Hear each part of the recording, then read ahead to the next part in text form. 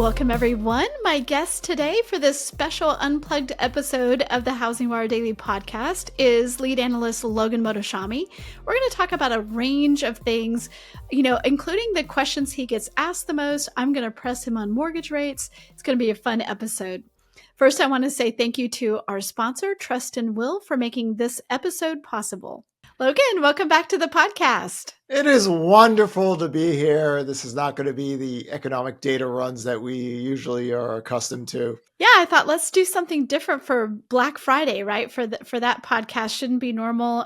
Lots of people Is it are technically still Black Friday with all the savings that we always get? It's just like it doesn't have as much value, and you just don't see the 600 people waiting in line for. Is Best Buy even around still? Yeah, no, it is. Or like people fighting each other for TVs, which, that's a positive a positive development. Yeah, things have changed so much. Okay, well, we wanted to take some questions from the audience, but first I wanted to start off with, we get a lot of questions like, how did the lead analyst part of your life start, right? We know a little bit of the backstory, but when did you start really studying economics and becoming proficient in, economic housing topics? As a former CIA agent, we have to do a cover as a, I'm just kidding. This is all a tragic accident. None of this was ever planned. My whole thing is I was going to be a high school basketball coach and teach history.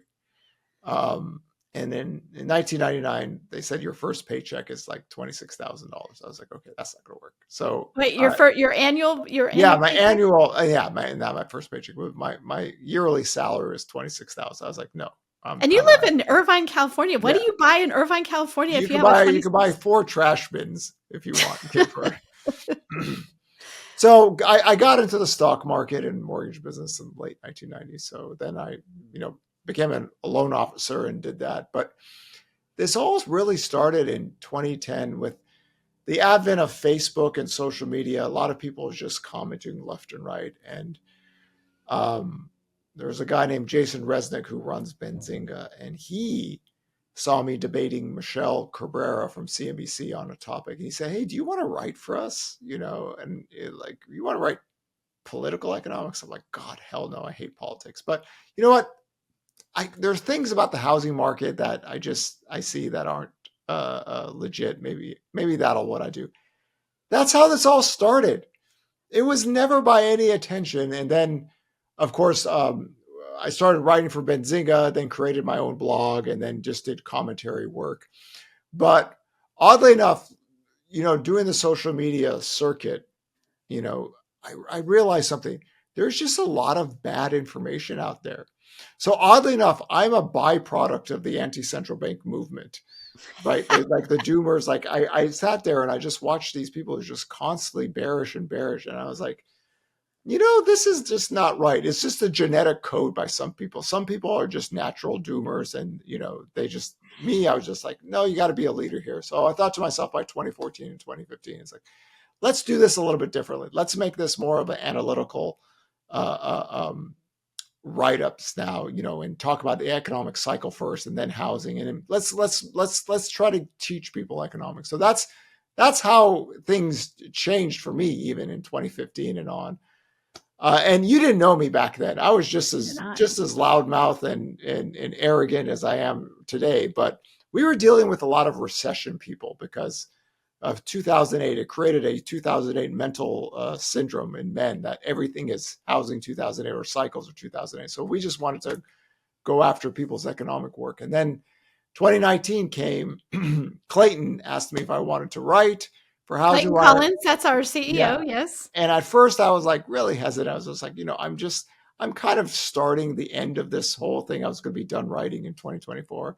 But a lot of mortgage people asked me if I would just write. And here we are 5 years later after the 2019 hire. And then, of course, COVID came. And then we wrote the COVID-19 recovery model on April 7th, 2020. And then we highlighted the structural dynamics of housing were shifting toward the end of 2022. And we're just nerding out 24/7. But this was never planned.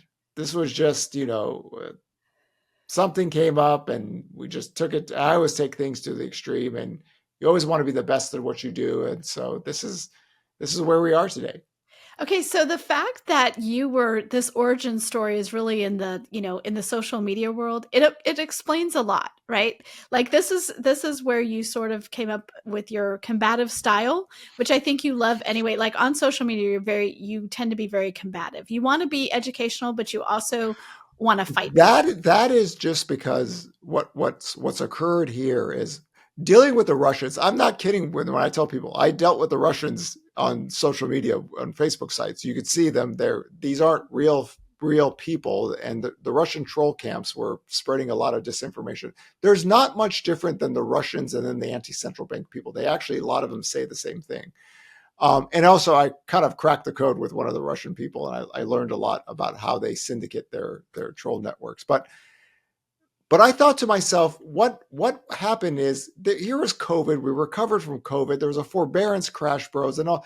Here we are in 2022. These people don't give it up, and the academic world doesn't take these people head on. Like this is a new Jack economy. You need a new Jack City cop. So, oh yeah, that's homage to Nino Brown, by the way. For those who know who Nino Brown is, you all New get Jack me. City, yes. You all get me totally. So in 2022, I thought, let's take them all on. Then the Bill the Butcher, the challenging people to live debates, getting their forecasts, getting their models, and creating a database, which I already collected since 2012. But these people never stop. Like the devil never stops whispering in people's ear. So you have to go at them, just because if you go at them, then you could teach people economics, right? You could teach them how models work and forecasting and all this stuff. But you can't do it as the academic world has done in the past by talking about, you know, how economists view economics within the economic sphere is a little bit too complicated. So you do the gladiator theory. You get them into the fighting pits in front of everybody and you destroy every man you possibly can, but you do it in public. So their wife, their children, their neighbors, their coworkers, everybody realize you get their names and faces and you string them out for 20 years, because these are not the intellects of society. These are just doom porn people. And that you Well, get paid for doing this in this day and age. So use their own tactics to get them, trick them into a live debate, and then just let it rain, right? Just let it rain. And we've done these 4 debates even on HousingWire. There's all these YouTube. If you guys want to see some funny stuff, go look me up on YouTube and debating some of these people. It's just my facial reaction. You could just see that I was like, oh my God, what is this person even saying? But that's how you defeat your enemies, right? In public, visually, get them to forecast. They can't do it. They can't do it for the well, next 20 years. I think that this is a key difference between you and almost every other economist that I know. Every economist I know, we know a couple who are on social. But one of the questions that we get sometimes, people ask me, ask you, is like, what's the point of doing that? Why are we talking about what the doomers on social media say? And I think what you and I both, sorry, let me start that over again. And I think what you and I both understand is that this is where the majority of people get their news. Like a lot of people in our industry are just, they're very well educated. That we're a B2B site. We're talking about a lot of executives, people who know a lot, and they're reading the Wall Street Journal. They're reading us. They're reading Bloomberg. But their clients, the home buyers, the people that they deal with, they're the consumers who are getting most of their information from YouTube. And so I think that this is one of the things that, like, you think it's really important to take them on where they are, because this is where the fight is happening. The fight is not happening in the nice, pages of some, legacy media. It's happening in social. So my thing is that the media has failed the US consumer by not actually providing this. And this is everyone. This is every media outlet in America. The Except bleeding, us. huh? Except us. No, but I mean, just in general, the headlines have to generate attention, and then the stuff is within the data lines. And what the stuff is in the data line doesn't really make sense to a lot of people, because all people see is this tweet, this video, this person on Instagram, and everything, and it just dwarfs everything out.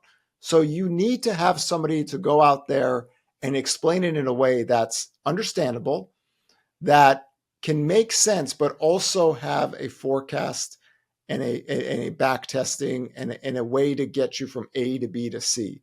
And I do not believe the media is trained to do this. And I don't believe the academic world and the economists are trained to deal with the social media world we're dealing with. So you see this stuff on Twitter. Like there's a lot, like one of the glorious great things is that we have so many talented people on X that are economists that nobody would ever have access to. And they give so much great information. But I think that information cannot be disseminated to normal people and understand. Like I get what they're saying, but you have to say it in a way, because then your army becomes kind of everyone. Like everyone's, oh yeah, that's not right. Oh, I mean, how many times have we dealt with Housing 2008 since 2008? Happens every year because they're not serious. We want to be serious, but we need to teach this. If I do my job right, our readers can finish my sentence. Our readers understand what the tracker means. Our readers understand that the foreclosure data is not what these people talk about. And then in that, you become, in a sense, every single day, these people actually will spread the knowledge in the world. And when you educate a society, it is the worst thing for fanatics in going back thousands of years. They can't, deceiving people is one thing, but in an educated society, it's harder to deceive an educated group. I love it. Okay, well, let's talk about some of the questions that you get most often. So every Friday night, you take questions on Instagram. People can send you things, and what you do is you go through and you look at all the ones you got. You're like, what are the themes?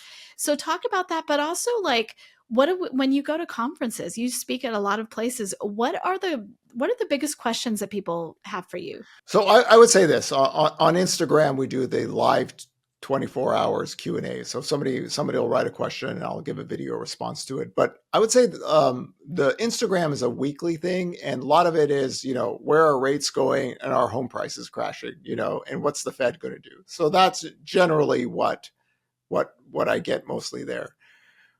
One of the greatest questions, the most common questions, not only while I'm here in HousingWire, but also the last 10 years, is the silver tsunami, right? And I thought this was one of the more creative grifts that I've seen in the last 25 years. The silver tsunami was this notion that the first baby boomer hit 62 in 2008. So the great downsizing of all the baby boomers who could not sell their homes to millennials who couldn't buy avocado toast, and home prices have to fall an X amount. And during this period of time, that doesn't exist. Like you don't have a demographic is a very slow process. It's not a wave.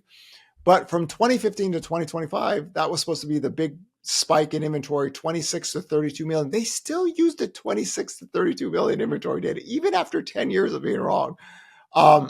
That's not how inventory channels work, because most sellers are home buyers. And the only vertical inventory data we had was from 2006 to 2007. But here it is. Every single year, every single conference, there's always a silver tsunami. Like, what are going to happen? Well, first we've gone the downsizing thing failed tragically, right? But now it goes into death. Like, what are all these baby boomers going to do when they all die off, right? When they all die off, they're going to give their homes to their children. Their children are going to, whatever they do in probate or whatever. We'll see when that happens. I do believe more in the death theory than I do believed in the silver tsunami from 2015 to 2025. This was going to be the great period of time where inventory is going to skyrocket. Just not to be the case. So that's one question that I've always gotten. There's always a silver tsunami question out there. And I've always thought that it was a very effective grift for a long time, because they moved from downsizing to eventual death out there. I also think that is so successful because it has a grain of, there's a basis of truth there, that you have all these people who are entering this other part of their lives, and you would think, oh, they want to do this. Like, to me, that one makes sense. It turns out it doesn't play out in reality, but it makes sense, the premise of that, to me. The supply and demand equilibrium. A lot of people, this is what I see people. They talk about supply, but they never talk about demand. So in a market where you have unlimited supply coming into the marketplace with no demand, then inventory could skyrocket. COVID was a really good example. We had the highest death rates of baby boomers in recent history because of it took elderly people higher. Inventory fell. Like if you ever wanted to test case that, immigration was down because nobody could travel and the baby boomers died in a higher fashion, inventory fell because the supply and demand equilibrium works with itself. Now, I would say that the supply and demand equilibrium is the really nerdy part, and it's not the sexy, fun part to talk about. We talk about it in the tracker all the time. We have multiple data line sets to talk about this, but the death theory is that you're going to get an abnormal amount of people flooding a market. And I would just say that there was only one time in history that we saw a flood, and that was like 2005. The inventory data peaked at 2.5 million, and then 2006 and 7, inventory went vertical. NAR data from 2.5 million to 4 million, and then that inventory actually started to fall down on the active side. So it's a supply and demand equilibrium. Are we going to have enough mortgage buyers, from 2035 and on to handle the death theory? So that is something that we'll take on in the next decade. But I just don't think a man sits to his wife and says, honey, if we wait 15 years, then, all the baby boomers are going to die and we can get a deal. That's not how it operates. That's not how men are. Right. Stock traders might think this way. Oh yeah, let's just wait for it. But it's just, we have to live in the current present day and not have all these hypothetical theories. Because we ran it. It's 2050. It's going to be the end of 2025. This was supposed to be the last year of the great baby boomer silver tsunami thing, and it just didn't happen. Right. So death is a better theory than the downsizing one. So let's talk about some of the things that you look at when as part of your model or when you're looking at trends. How much does rent or, the price of rent inflation, how much do you look at that when you're thinking about the housing market? When I think of rents, I just think of CPI inflation, right? Like the history of rents, it's very rare to have a decline. Because it's most people are always working, so most people pay rent. The growth rate of rent, of course, really accelerated during COVID. That's how many times we talk about this. The history of global pandemics is very inflationary, and then the disinflation happens. But in general terms, I think a lot of confusion is this whole buy versus rent thing. Millions of people buy homes because homeowners tend to make more money. They tend to want to own something and start their lives with it, where a renter financially doesn't have the income and assets as a home buyer does. So they rent for a prolonged period of time. But I've never quite liked that debate because you could get into crazy land very fast. And you have people that are saying like, you should always rent, you should never own a house. And it's usually middle-aged guys who don't have any kids who say this. So I think that's just not, it's the same skit I've said since 2013. People rent, they date, they mate, they get married. 3.5 years after marriage, they have kids. Typically they buy single family homes. They tend to own products, and that's decades and decades and decades. So I like to check the rent for inflation or disinflation, but in general terms, I don't really talk about like the rent versus buy thing because I just don't think that matters as much as people think. Okay, we are getting to the end of 2025. That means everybody's starting to ask for your forecast. When do you do your yearly forecast? I always do my yearly forecast at the very end because I don't know how y'all people do forecasts like 2 months before the year's ended, because so much could change, right? Last year was a good example. Last year, a lot of people had rates being lower, but then the 10-year yield had went up and mortgage rates went up right before the year started. So I always do it at the end because I like to take every possible variable and what could possibly happen in the next year and go with that. Because even a 12-month forecast, you're prone to what shocks can happen. But some people like forecast 2, 3, 4 years out. I just like, how's that even possible? But I always wait till the very last day or even the first day of the year and then just give everyone the full enchilada, right? The 10-year yield, 30-year mortgage rate, inventory data, what the economy is doing. And we try to put it all together. But again, a forecast is useless without a live tracking model. If there's one thing I always want to say, any human being can say a forecast. Nothing prevents them. If they can speak, they can do it. But the live model of tracking, that's why we created the tracker. That's why we wanted people to be, because if something changes, you want to be ahead of the curve. And I think 2025 is another good example of that. The housing market shifted mid-June. And we say it's going to take 3 to 6 months for people to figure that out. It took 3 to 6 months. It happened in 2024 and it happened in late 2022. So we put our cards on the table. We challenge any American to put theirs. And that's the love. That's the fight that I have. We are not afraid of anybody. We think live debating is the best way to go, but you're going to have to show your cards. And 99.9% of the people don't show their cards because they have none. Across the industry. So we, as housing professionals, so listening to this podcast, there are people who are in mortgage, real estate, title, appraisal, they're home builders, they're in DC, right? In some way, they're a part of the housing ecosystem. And the number one thing they want to know about, understandably, is mortgage rates. And so I'm always on this podcast going like trying to push you to be really specific about rates.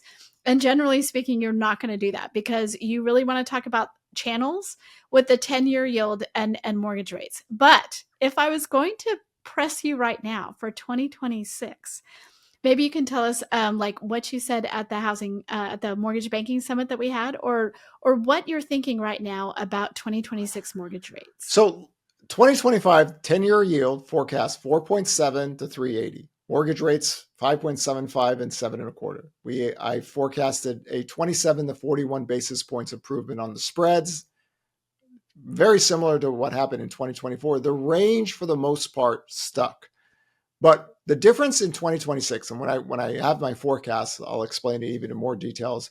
Fed policy is much easier now than what it was in 2023 and 2024. We also have the labor market that is structurally getting softer. Those two variables mean that when you go into 2026, the two variables that you did not have in 2024 and 2023 are here. That means we have a more dovish Fed and you have a labor market that's softer, where 2023 and 2024 wasn't the case. So when you go into 2026, and we'll get into more specifics, there's a better chance for mortgage rates to be lower for a longer period of time, and you're going to have the sub 6% mortgage market where ARMs are going to have, that ability. We didn't have that the last 2 years. So again, we track things live because economic data could change. Things could change. I mean, we might not have tariffs anymore, right? That's going to be a big change. But I don't believe in targeting mortgage rates. I believe I target the 10-year yield because the slow dance, Sarah Wheeler, right? The slow dance, and then the spreads, right? And the story of 2025 for mortgage rates. Without better spreads, none of this would have happened. We would have had a lot less time under 6.64% mortgage rates.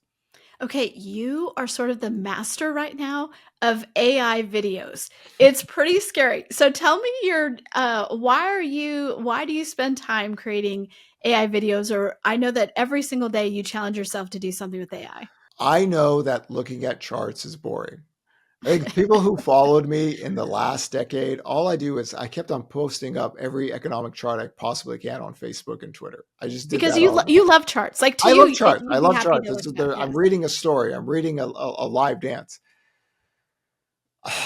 Because now I work for HousingWire and you want to generate more attention. I once the AI thing came in, I'm trying to be funny and I'm trying to use humor to get people in to then, understand what it is. So I think with the AI stuff, and having this head of hair and, my acting background, I can use it to be entertaining enough to try to teach people. And I think that's why I try to use AI. Like I'll make funny stuff of it. And I'm just in this infancy, right?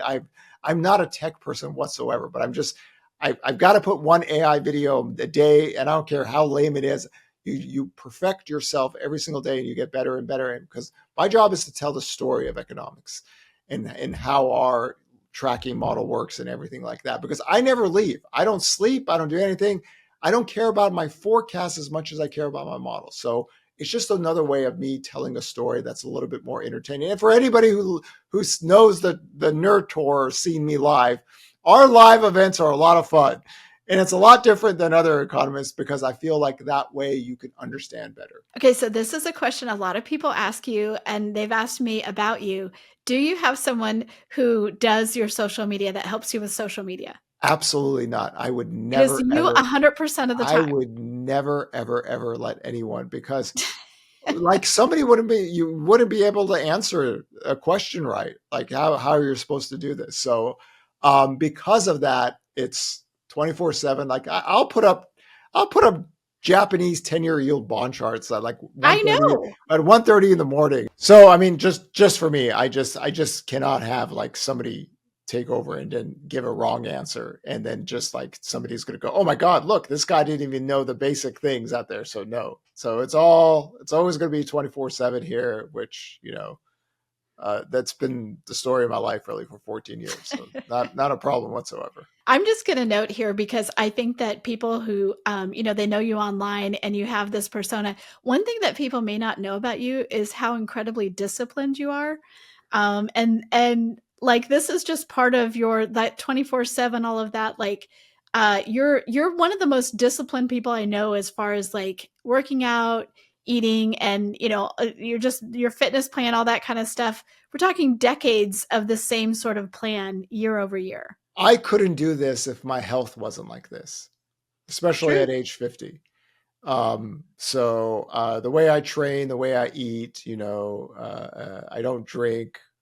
I'm not a party guy. I try to get as much sleep as I can, even though that's rare. But being healthy and fit and having the energy is one of the biggest variables on my success, because you got to bring it 24/7. And anybody who knows me, I 24/7. That's just the unmatched energy and enthusiasm. But you can't do that if you're not in shape and you're sick all the time. So yeah, so it's always been a huge part of my life since the 1990s. For any of you that were bodybuilding people in the 1990s, I did a bodybuilding contest for EAS, Michael Phillips. Oh, yes. I'm very familiar with EAS. Yes. The very first contest they did, but I was already in shape and I got in better shape. So they came to me and said, "Hey, do you want to be a coach? We're going to do a whole new fitness thing for next year. We're gonna challenge people who are already in shape to get even better shape." I'm like, "No, that's not for me." But I just wanted to do this. So yeah, my eating habits, people, like I don't really even eat food throughout the day, and then I just have a protein shake at dinner night. So it's a bit strange for everyone, but it's all part of the enchilada product, right? You gotta strong mind, strong body, want to win all the time. You got to be in shape for that. Love it. Just, okay. Very last question. Your hair. How many questions, what percentage of questions do you get every week about your hair? There's always a hair question. I always answer to people. Always. This is just, it's genetics, man. I tell you, I used to keep my hair short all the time because I didn't want to deal with this drama, but marketing, people like big hair, and stuff. So, yeah, grandpa, it's funny because my younger brother, was balding in his 30s. So was my dad. So I got all the good genetics. My grandpa on my mother's side had a full head of hair the day he died. So there's really not, I'm sure the healthy eating and all that stuff helps out, but yeah, the hair is just, I lately, just the last few years, I just let it grow out and have fun with it. But you do have fun with that. I would say I get so many questions about your hair. Even when you're not there, people talk to me about your hair, which I think is hilarious. So good call on growing it out, making it a part of your persona. Yes. I what the very last thing I would leave you with, my acting background and learning from acting school was probably very educational on how to do everything on social media, go on TV and all this stuff. And I laugh about it because I remember all the things they taught me. And I was like, this really helps tell the economic story out there. So it's huge. I mean, like any journalist who has that broadcast education background that's so impactful for them. Well, you did that. You just did it in a different way. You didn't just do did it the in a different way. Yeah. You did the acting class. So, well, Logan, thank you so much. I appreciate being your podcast partner in crime. We have so much fun, and thanks for doing this unplugged so we can see a little bit behind the scenes here. A little bit behind the scenes, and it has been so much fun with you for the last 5 years. There's nobody else I would rather do this dance with than you. Awesome. All right, we will talk to you again soon when it is not Black Friday.